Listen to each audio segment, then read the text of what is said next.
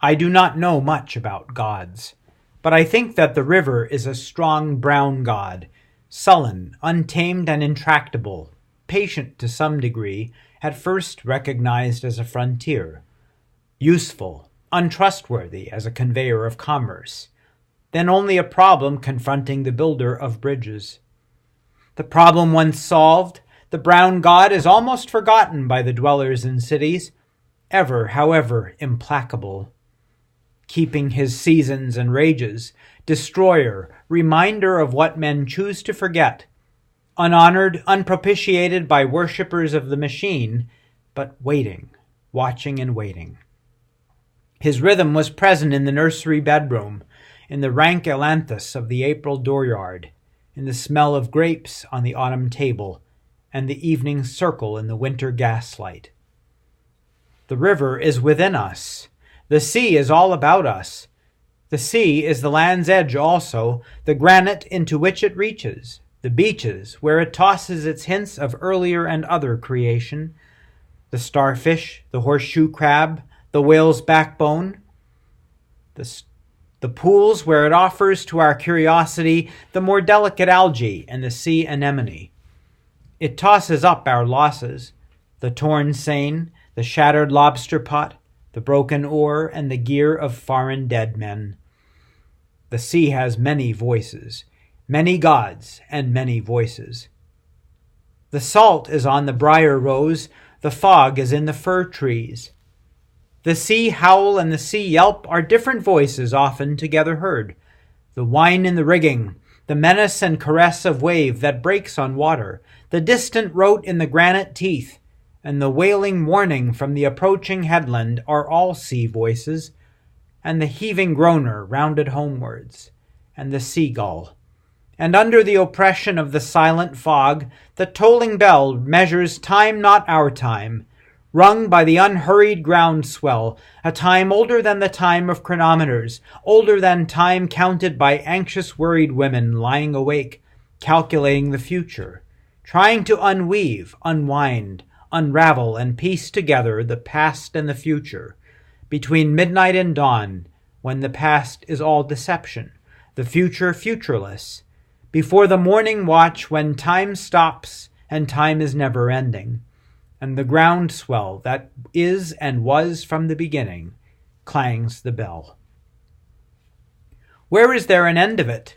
The soundless wailing, the silent withering of autumn flowers dropping their petals and remaining motionless. Where is there an end to the drifting wreckage, the prayer of the bone on the beach, the unprayable prayer at the calamitous annunciation?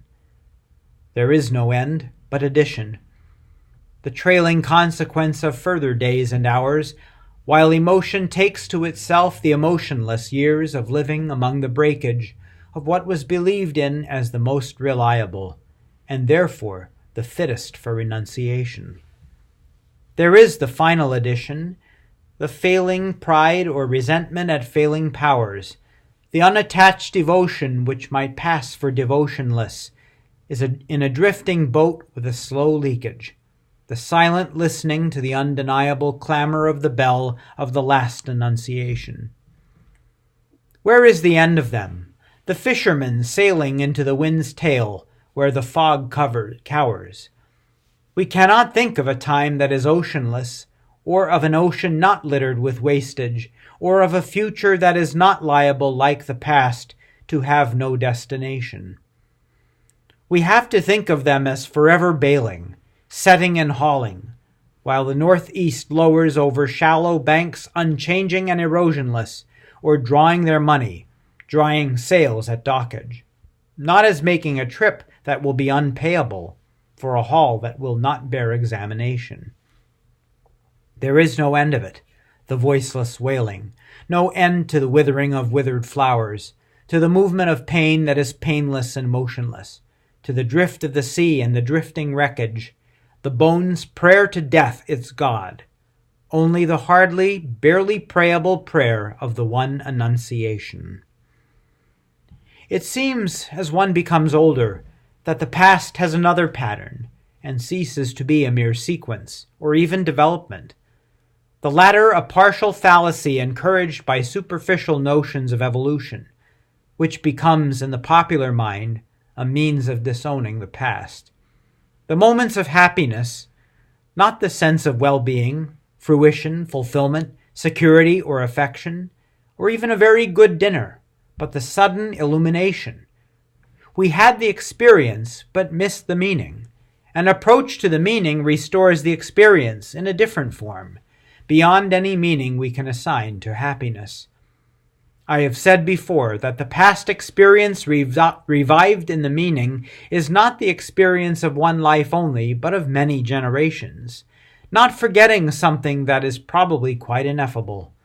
The backward look behind the assurance of recorded history, the backward half-look over the shoulder towards the primitive terror. Now we come to discover that the moments of agony, whether or not due to misunderstanding, having hoped for the wrong things or dreaded the wrong things is not in question, are likewise permanent with such permanence as time has. We appreciate this better in the agony of others, nearly experienced, involving ourselves, than in our own. For our own past is covered by the currents of action, but the torment of others remains an experience unqualified, unworn by subsequent attrition. People change and smile, but the agony abides. Time the destroyer is time the preserver. Like the river with its cargo of dead Negroes, cows, and chicken coops, the bitter apple and the bite in the apple. And the ragged rock in the restless waters, waves wash over it, fogs conceal it. On a halcyon day, it is merely a monument. In navigable weather, it is always a sea mark to lay a course by. But in the somber season or the sudden fury is what it always was. I sometimes wonder if that is what Krishna meant, among other things, or one way of putting the same thing. That the future is a faded song, a royal rose or a lavender spray of wistful regret for those who are not yet here to regret, pressed between yellow leaves of a book that has never been opened. And the way up is the way down. The way forward is the way back. You cannot face it steadily, but this thing is sure, that time is no healer. The patient is no longer here. When the train starts and the passengers are settled to fruit, periodicals and business letters, and those who saw them off have left the platform. Their faces relax from grief into relief to the sleepy rhythm of 100 hours. Fare forward, travelers, not escaping from the past into different lives or into any future. You are not the same people who left that station or who will arrive at any terminus while the narrowing rails slide together behind you. And on the deck of the drumming liner, watching the furrow that widens behind you, you shall not think the past is finished or the future is before us. At nightfall, in the rigging and the aerial, is a voice descending, though not to the ear, the murmuring shell of time, and not in any language. Fare forward, you who think that you are voyaging. You are not those who saw the harbor receding, or those who will disembark. Here between the hither and the farther shore, while time is withdrawn, consider the future and the past with an equal mind. At the moment which is not of action or inaction, you can receive this. On whatever sphere of being the mind of a man may be intent at the time of death, that is the one action, and the time of death is every moment, which shall fructify in the lives of others. And do not think of the fruit of action. Fare forward. O voyagers, O seamen, you who came to port, and you whose bodies will suffer the trial and judgment of the sea, or whatever event, this is your real destination.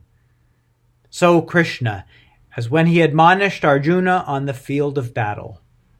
Not farewell, but fare forward, voyagers. Lady whose shrine stands on the promontory, pray for all those who are in ships, those whose business has to do with fish, and those concerned with every lawful traffic, and those who conduct them. Repeat a prayer also on behalf of women who have seen their sons or husbands setting forth and not returning, Filia del tuo Filio, Queen of Heaven. Also pray for those who were in ships and ended their voyage on the sand, in the sea's lips, or in the dark throat which will not reject them, or wherever cannot reach them the sound of the sea bell's perpetual angelus. To communicate with Mars, converse with spirits, to report the behavior of the sea monster, describe the horoscope, haruspicate or scry, observe disease in signatures, evoke biography from the wrinkles of the palm and tragedy from fingers, release omens by sortilege or tea leaves, riddle the inevitable with playing cards, fiddle with pentagrams or barbituric acids, or dissect the recurrent image into preconscious terrors, to explore the womb or tomb or dreams. All these are usual pastimes and drugs and features of the press, and always will be. Some of them especially where there is distress of nations and perplexity, whether on the shores of Asia or in the Edgware Road. Men's curiosity searches past and future and clings to that dimension. But to apprehend the point of intersection of the timeless with time is an occupation for the saint. No occupation either, but something given and taken, in a lifetime's death in love, ardor and selflessness and self-surrender. For most of us there is only the unattended moment, the moment in and out of time, the distraction fit, lost in a shaft of sunlight, the wild time unseen, or the winter lightning or the waterfall, or music heard so deeply that it is not heard at all. But you are the music while the music lasts. These are only hints and guesses, hints followed by guesses, and the rest is prayer, observance, discipline, thought, and action. The hint half guessed, the gift half understood, is incarnation. Here the impossible union of spheres of existence is actual. Here the past and future are conquered and reconciled, where action were otherwise movement of that which is only moved and has in it no source of movement, driven by demonic, chthonic powers. And right action is freedom from past and future also. For most of us, this is the aim never here to be realized, who are only undefeated because we have gone on trying. We, content at the last, if our temporal reversion nourish, not too far from the yew tree, the life of significant soil.